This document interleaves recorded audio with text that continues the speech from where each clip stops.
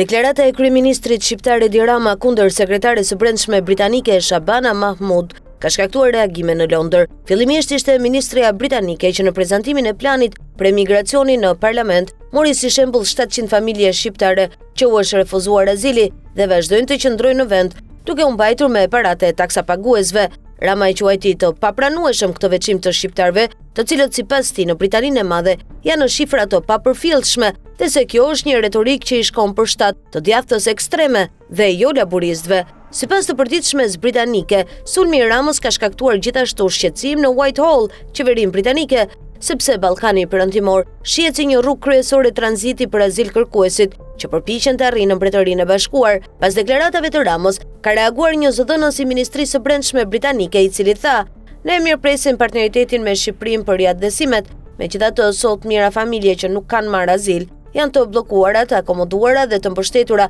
me shpenzimet e taksapaguesve, pavarësisht se vendi i tyre i origjinës është plotësisht i sigurt. Qeveria nuk kërkon falje që ka filluar të largojë familjet në shtëpi", tha ai, ndërsa The Telegraph shkruan se Rama ka nënshkruar një sër marrëveshjesh kthimi me Mbretërinë e Bashkuar për të riadhesuar jo vetëm emigrantët e paligjshëm, por edhe të dënuarit. Shqiptarët përbëjnë rreth 1200 ose 13% të dënuarve të huaj në burgjet në Angli dhe Wales. Qeveria e Mbretërisë së Bashkuar ka arritur një marrëveshje transferimi të burgosurve për të kthyer disa nga shkelësit më të dhunshëm dhe të rrezikshëm shqiptar, për të vuajtur pjesën tjetër të dënimit të tyre në Shqipëri, duke i kursyer potencialisht qeverisë miliona pound, që nga një marrëveshje dobimi e vitit 2022 e nënshkruar nga Priti Patel, atëherë sekretare e brendshme. Numri i shqiptarëve që kalojnë kanalin ka rënë nga 12.301 në vitin 2022 në 616 vitin e kaluar. Oficer të sigurisë kufitare të Mbretërisë së Bashkuar u dërguan në Shqipëri, Serbi,